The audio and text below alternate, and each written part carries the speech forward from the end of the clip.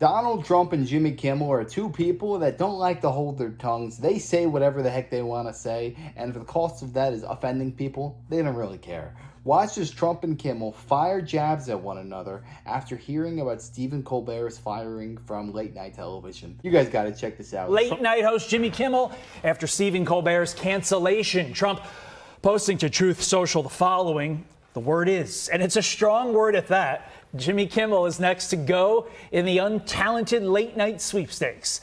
These are people with absolutely no talent who were paid millions of dollars for, in all cases, destroying what used to be great television. It's really good to see them go, and I hope I played a major part in it. But Jimmy Kimmel responded on his Instagram story saying, "I'm hearing you're next, and maybe it's just another wonderful secret." Joining us now with their strong words to react are the Ruthless podcast hosts and Fox News contributors Michael Duncan, John Ashbrook, and Comfortably Smug. Good morning to you, gentlemen. So Michael, I'll go to you first. How do you feel about this war of words, and who's winning here? Well, I absolutely love it. It's almost like Donald Trump is back on The Apprentice.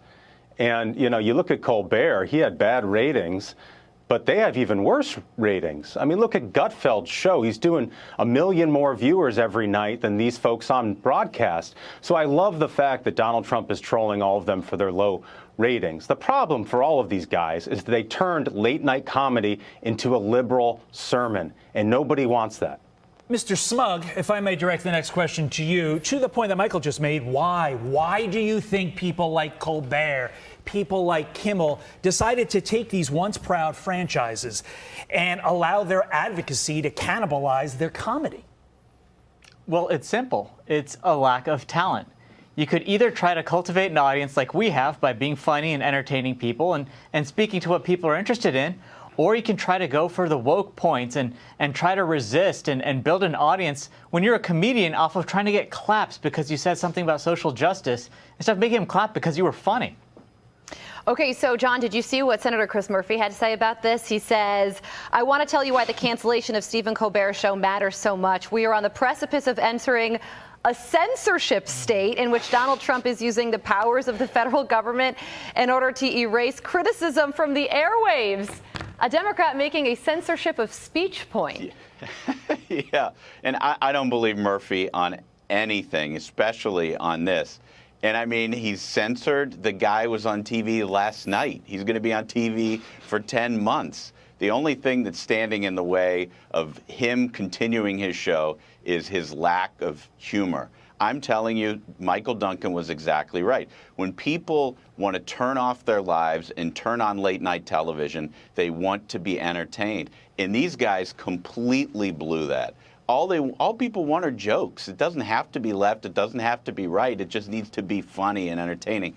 And Duncan's right. That's exactly what Greg Gutfeld delivers on a nightly basis. Yeah, and to that point, on the Gutfeld point, like I do Gutfeld very often, he makes fun of both sides pretty equally. I've been on there a lot where he just eviscerates Republicans, but to the point, it's extremely funny. So, Michael, how long before late night TV, as we know it, Gutfeld notwithstanding, quite frankly, ceases to exist? I mean, they just got to totally retool the model, take it back to basics. Think about like Letterman, you know? Letterman knew what his job was every single night. It was to entertain people, tell them some jokes, have some interesting guests. And the problem for people like Stephen Colbert is that if you look back at like who he had on the show in 2024, it was Bernie Sanders, AOC, these sermons, and it's just people, they changed the channel. They got to go back to basics. Oh, okay, so where are we? John? No. Who should I go to? Smug. Okay, you're up at bat. White House Press Secretary Caroline Leavitt, she was just on the Ruthless podcast. She was talking about the first 6 months of President Trump's second term. What were your takeaways from that interview? Well, I asked her that how can President Trump have any of an agenda left when he's already accomplished every single thing he promised in the first 6 months? She was like, we're still coming up with ideas. We're going to let Stephen Miller run wild. They've already closed the border. They've made America safe again. You see, around the world, America is respected.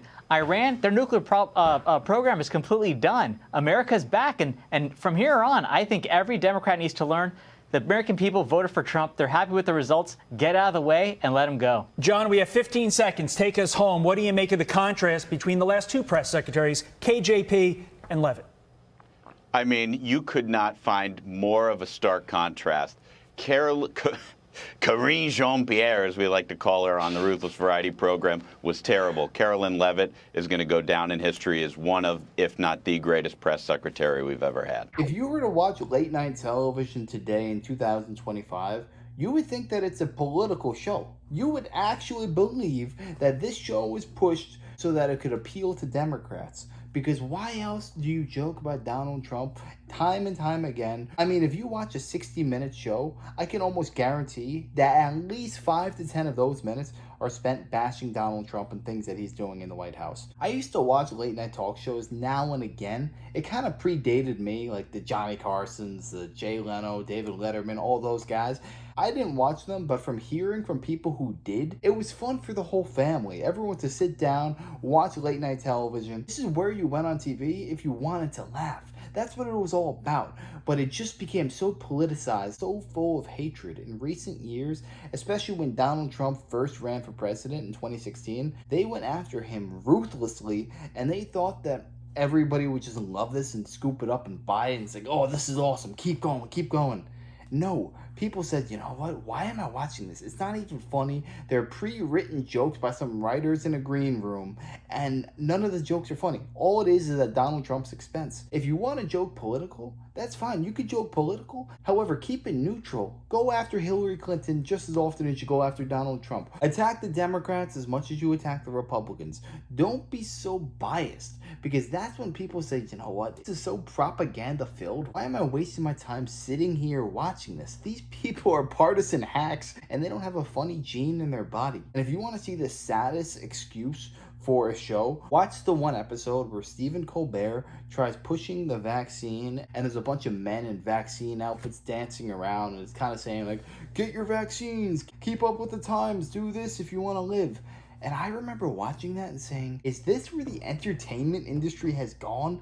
This is pathetic. These people actually think that's funny. These people actually think that people are going to buy this and scoop it up and like, oh yeah, that's going to convince me. Seeing a bunch of 50-year-old men wearing vaccine costumes dancing around all flamboyantly, that's exactly what I want to see. It only further cemented the fact that these people are bought and paid for. They don't have a mind of their own. They probably have a message from their higher ups that they have to push this message and just try and make it funny, do whatever you can, and they're screwed. They just have to do it. But the fact of the matter is, they did not have to do it. They could have left the show. They could have said, you know what, I have integrity and I want to stay true to my comedic beliefs and like what I find funny, and I'm not going to do that. People don't want to watch propaganda, and that's all that those shows are.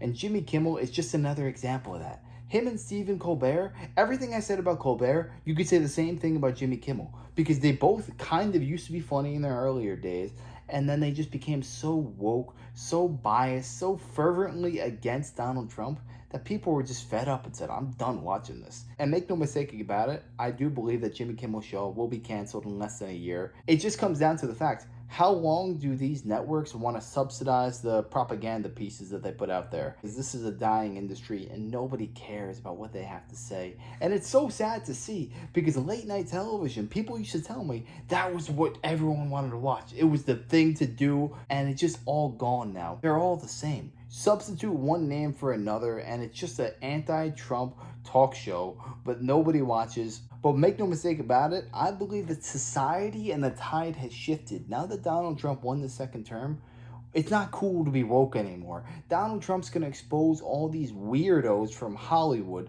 and expose them for who they truly are. Because if you dive deep into any of their past, it's very sketchy, very suspicious, like Jimmy Kimmel himself. Didn't he do blackface when he was younger? And here he is saying Donald Trump is such a nasty man. He did this. He said this 20 years ago. All right, Jimmy Kimmel, those in glass houses should not throw stones. But yeah, let me know your thoughts on this down below. Have any of you guys ever watched late night talk shows? And if so, who did you watch and when did you stop watching? Let me know. I'd love to know your thoughts on that. Let me know your top 3 late night talk show hosts of all time. I'd love to hear that.